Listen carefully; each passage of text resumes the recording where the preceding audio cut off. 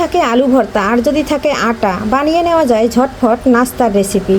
ঘরে আলু আর আটা থাকলেই একদম মজাদার নাস্তার রেসিপি রেডি হয়ে যায়।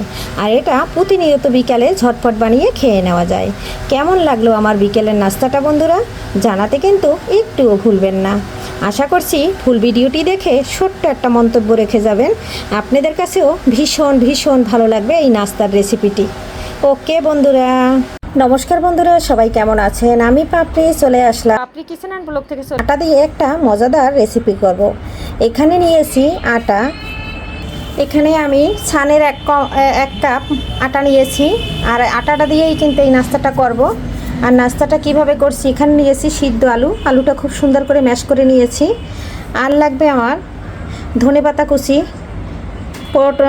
টমেটো কুচি, আর লাগবে কাঁচামরিচ। টমেটোটা খুব সুন্দর করে কিউট করে কেটে নিয়েছি। আপনারা চাইলে টমেটো না দিলেও সমস্যা নাই, কিন্তু কাঁচামরিচটা দিলে আর ধনেপাতাটা দিলে একটু স্বাদ বাড়ে। তাই ধনেপাতাটা অপশনালি, এটাও দিতে পারেন নাও দিতে পারেন। এখানে দিয়ে দিলাম স্বাদ অনুযায়ী লবণ। লবণটা আপনারা পছন্দ মতো দিবেন। আর এটা কিন্তু পরিমাণ মতনই দেবেন লবণটা, বেশি কম দিলে তো সমস্যা, বেশি হইলে তো খেতে ভালো লাগবে না। লবণটা দিয়ে খুব সুন্দর করে মেখে নিচ্ছি। এখানে নিয়েছি একটু গরম জল।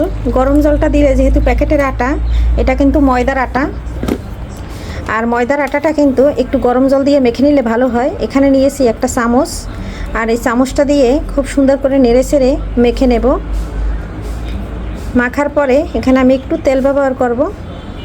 গরম জলটা কিন্তু দিয়ে দিয়েছি। এখানে এখন একটু ঠান্ডা হইলে পরে হাত দিয়ে মেখে নেব। এখন আমি ফ্যানের নিচে বসে মেখে নেব, যেহেতু অতিরিক্ত গরম, আর গরমের দিনে গরম জিনিস কিন্তু হাতে খুব লাগে। আর এখন আমি চলে যাব ফ্যানের নিচে, ওখানে বসে মেখে নেব। বন্ধুরা, এই যে দেখুন, আমি ফ্যানের নিচে বসে মেখে নিচ্ছি। আমার এখানে আর জল লাগবে না। মেখে তারপরে এটা আমি 5 মিনিটের মতো রেখে দেব। সঙ্গে থাকুন বন্ধুরা। এই যে আটাটা কিন্তু একদম মেখে নিয়েছি। এখন আমি এটা লেচি কেটে নিচ্ছি। আমার এখানে আপনাদের পছন্দ মতো কেটে নেবেন। এই যে আমি কেটে নিচ্ছি। আর এটা কিন্তু এখানে বেলে নেব। এখানে আমি রুটি বেলে নিয়েছি, একদম বড় করে আমি দুটো রুটি বেলে নিয়েছি। এই যে এই একটা আর একটা, এই দুইটা রুটি এই আমি অফ ক্যামেরায় বেলে নিয়েছি। আর এখন আমি এখান থেকে একটা মজার নাস্তা বানাবো। আমি অল্প অল্প পুর দিয়ে দিচ্ছি। এভাবে অল্প অল্প পুর দিয়ে দেব। আমি খুব সুন্দর করে আলুর পুরটা সাজিয়ে নিয়েছি। এখন এর উপরে একটা রুটি দিয়ে দিচ্ছি। রুটিটা দিয়ে আমি এপাশ ওপাশ ঢেকে দিচ্ছি। এইভাবে যদি আমরা নাস্তা করি, একসাথে অনেকগুলো নাস্তা হয়ে যাবে বন্ধুরা। এখন আমি একটা চাকুর সাহায্যে খুব সুন্দর করে এভাবে কেটে নেব, ভাগ ভাগ করে। এভাবে আমি সবগুলো খুব সুন্দর করে কেটে নেব বন্ধুরা। এই যে আমি দুটো কিন্তু কেটে নিয়েছি, আর একটা আমি এই যে আবারও কেটে নিয়েছি। এভাবে বড় সাইজের এক রুটি দিয়ে অনেকগুলো নাস্তা হয়ে যায়। এটা কিন্তু খুব জলদি বানিয়ে নেওয়া যায়। তাহলে এখানে আমার 6টা নাস্তা হয়েছে। আর 6টা নাস্তা আমার ফ্যামিলিতে 3 জন মানুষ একদম পরিপূর্ণভাবে হয়ে যাবে। এখানে আমি 6টা নাস্তা বানিয়ে নিয়েছি। এখন আমি এই যে হাত দিয়ে একটু চেপে এর মুখটা সিল করে দিচ্ছি, যাতে কোনোভাবে বের না হয়। আর এটা একদম সীমিত তেল দিয়ে চা বসিয়ে ভেজে নেওয়া যাবে। ঘরে যদি থাকে আটা আর যদি থাকে আলু, তাহলে কিন্তু আলুটা যদি আগের থেকে সিদ্ধ করা থাকে তাহলে খুব সুন্দর হয়। এভাবে আমি এই যে মুখটা সিল করে নিচ্ছি। আপনারা আপনাদের মতো মুখ সিল করে নেবেন। কাঁটা চামচ দিয়েও নিতে পারেন বা ডিজাইন করেও দিতে পারেন। আমার কিন্তু সিল করা হয়ে গেছে। বন্ধুরা, মজাদার নাস্তা বানিয়ে নিয়েছি। এখন আমি এখানে কিন্তু তেল দিই নাই, তেল ছাড়া অল্প অল্প করে ভেজে নেব বন্ধুরা। এখানে 3টের বেশি দেওয়া যাবে না, যেহেতু আমার রুটির একটু বড় বেলা হয়েছে। আর আমি একটু যেভাবে দিয়েছি সেভাবে কিন্তু কেটে নিয়েছি। আবার আমি কানাটা একটু চেপে লম্বা করে নিয়েছি।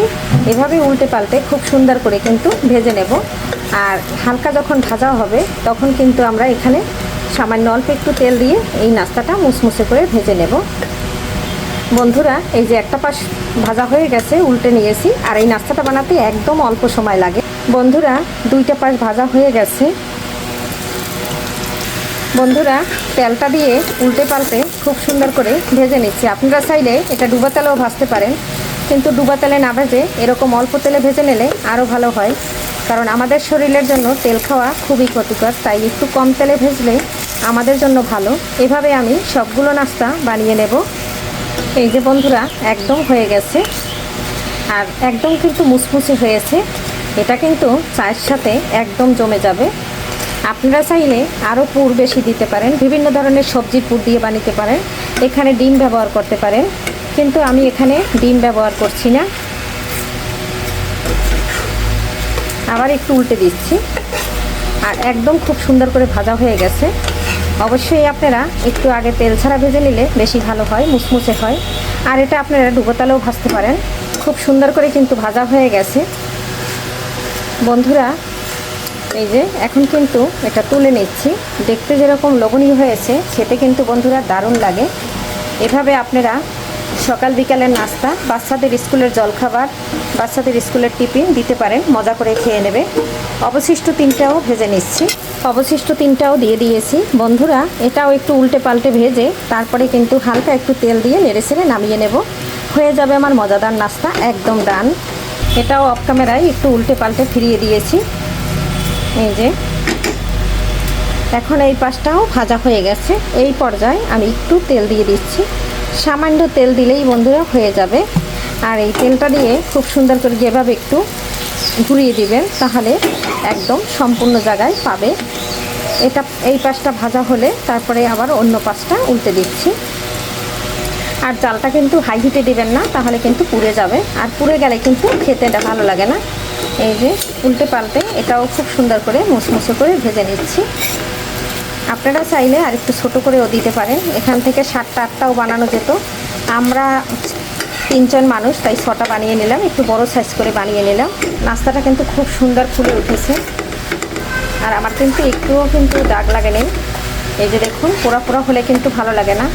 আমরা সবাই জানি আটায় কিন্তু প্রচুর গ্যাস হয়, তাহলে যে যদি নাস্তাটা আমরা পোড়া পোড়া বানাই তাহলে সেক্ষেত্রে কিন্তু ভালো লাগবে না।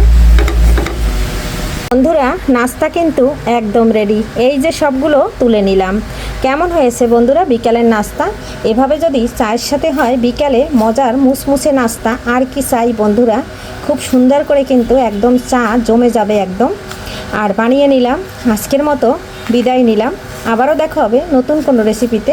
এ পর্যন্ত সবাই ভালো থাকুন, সুস্থ থাকুন। সবাইকে আমন্ত্রণ জানিয়ে বাই বাই, টাটা।